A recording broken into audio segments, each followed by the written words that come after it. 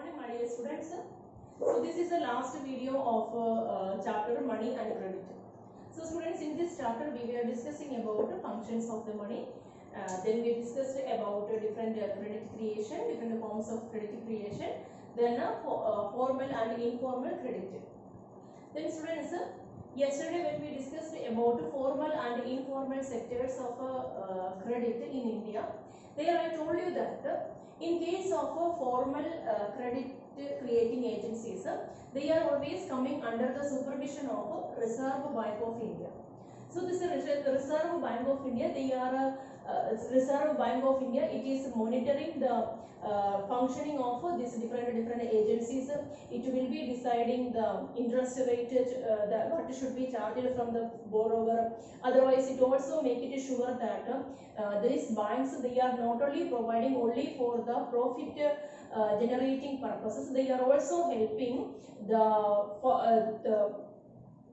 small scale traders, otherwise for the agricultural purposes also they are generating the credit. Then they also make it sure that a particular percentage of the deposit received by these banks they are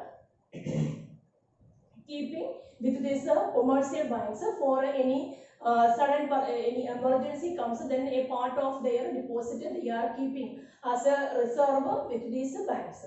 Then students, here when yesterday we discussed about the formal and informal sectors of credit, there I told you that when a person is receiving loan from a formal sector, comparatively the cost of this credit that is less in case of formal sector while comparing with the informal sector. Informal sectors, they are not that much particular about the security, otherwise collateral received from the borrowers. Sometimes in the case of village money lenders and this people, this informal, some of this small these people or institutions, what we are able to experience that if a borrower not repaid his the already existing loan not repaid, in that case also the village money lenders, they are ready to provide a second loan to the borrower.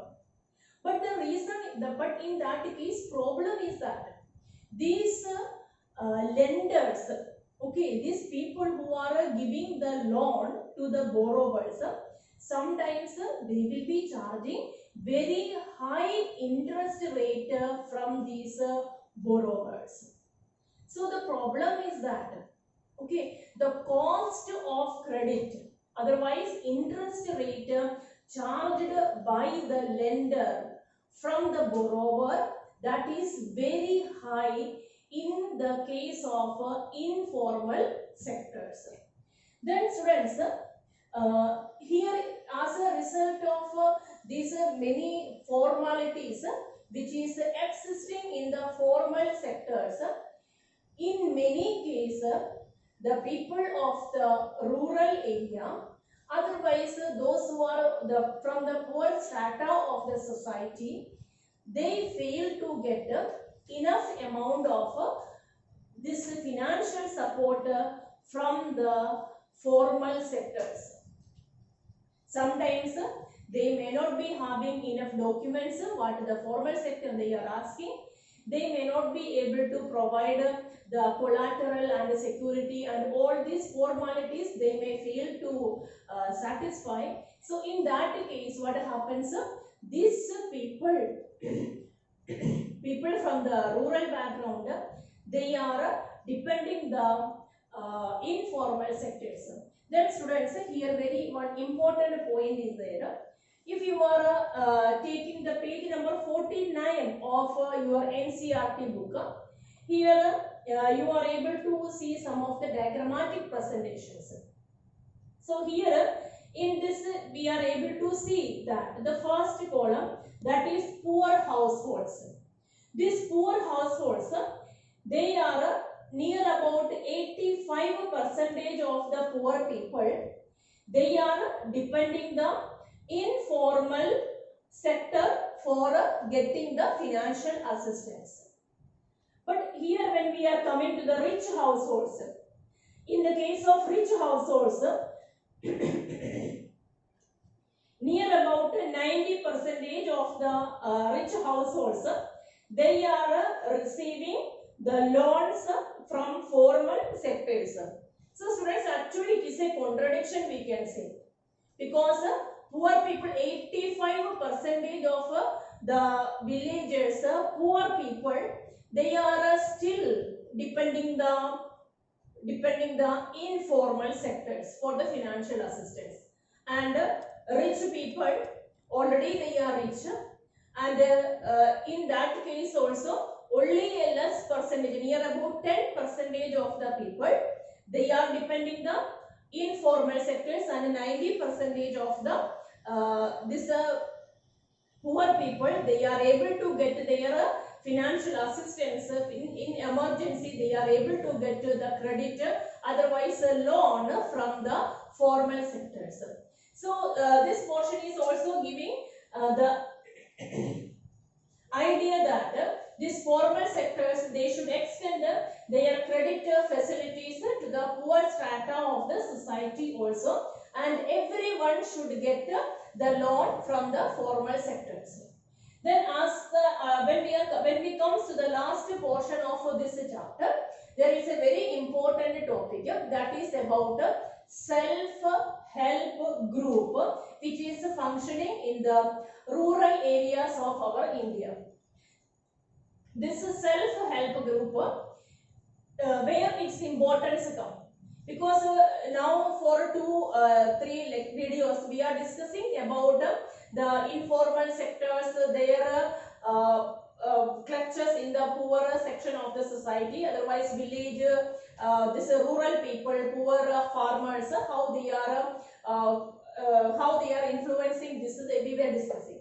But this idea of this self-help group, in fact it is something like a cooperative society, and how it is helping the poor people of the villages of India for collecting their otherwise for pooling their finance.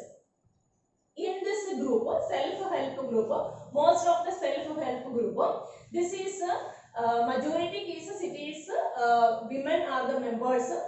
Okay. Others are also there, but most of the cases we are able to see it is a group of women, village women, and most of this group, it constituted near about 15 to 20 or 25 this poor women, and they are means according to their capability, according to their capacity, they are contributing small amount of their saving in this particular group, self-help group. If I am a member, otherwise you are a member, then what we all are doing, we all are according to our capacity, we are contributing small amount of our saving. Some of the cases it may be 25 rupees, it may be 50 rupees or 100 rupees, whatever it is. The contribution of these members, they are collecting, and otherwise they are pooling, and they are making a fund. Sometimes from this fund itself, they are giving some of the financial assistance to the members.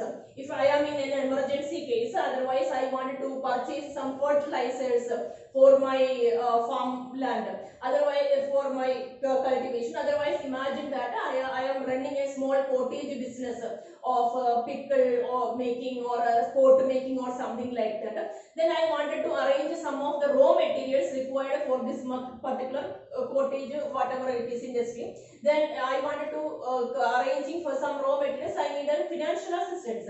Then I can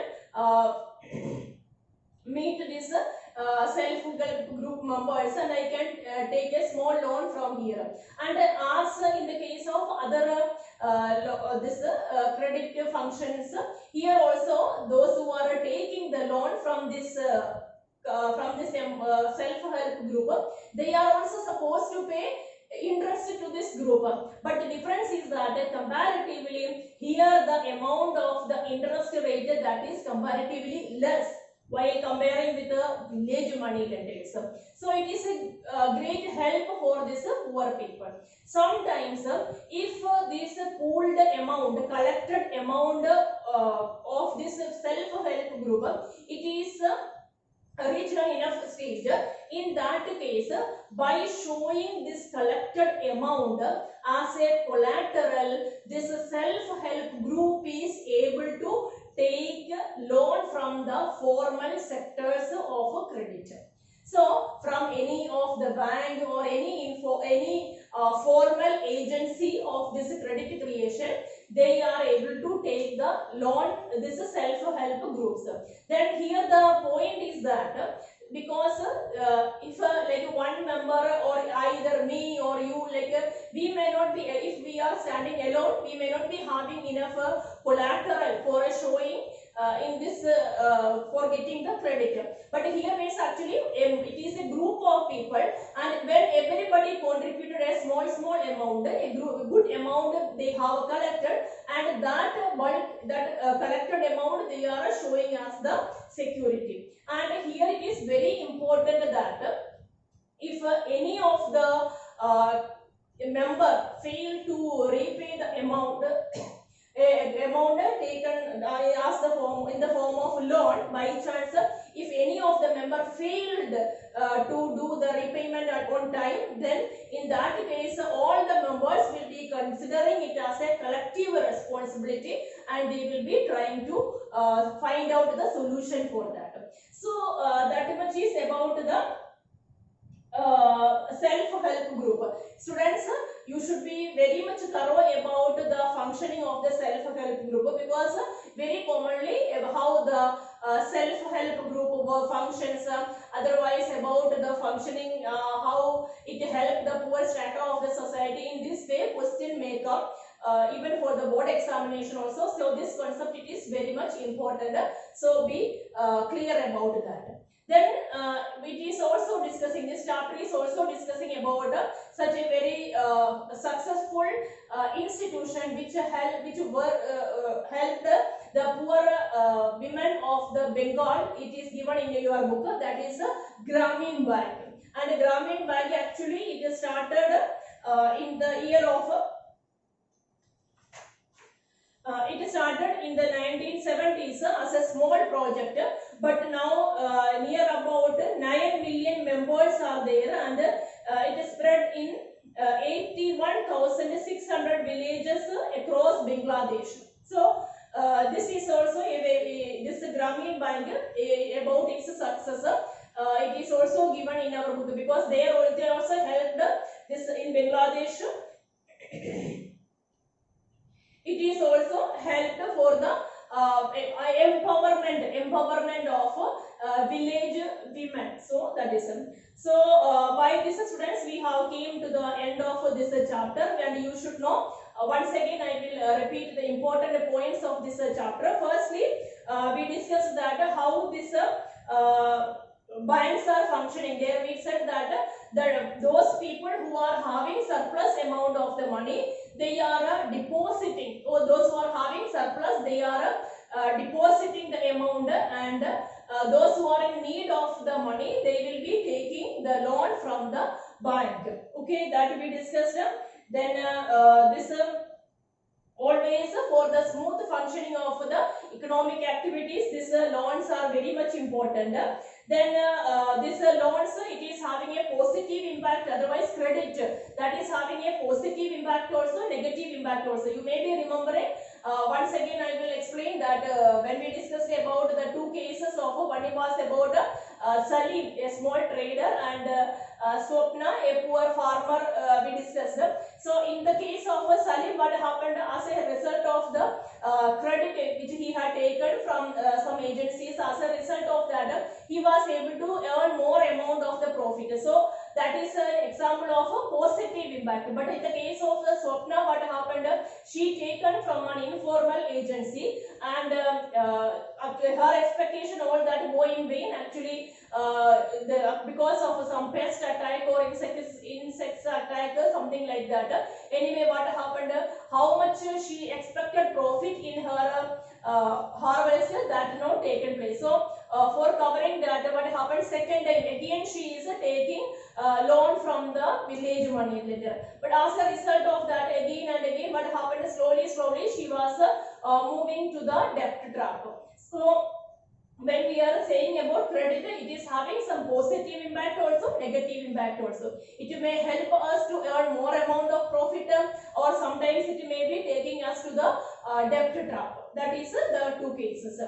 Then it also said that credit, it is available from a variety of sources. Sometimes it may be from the here mode of repayment, otherwise interest, all these things it will be varying. And we also discussed about formal and informal sectors of the credit, that no need of any much explanation. Then students, it is very much important that in the case of our India also, we have to extend the services of the formal sectors of credit to maximum area we have to extend. And the last we discussed about what was about the self-help group. There I told you self-help group, that is a group of 15 to 25 members, and they themselves, they are pooling the fund from their side. Then on the base, otherwise with that support, they are providing varieties of, in different ways, they are providing financial support to the members of that self-help group. And in the end, we also discussed about Grameen Bank of Bangladesh. Grameen Bank of Bangladesh, it was a very powerful movement, a successful movement, which helped a lot for the empowerment of village women of Bangladesh. Okay, students.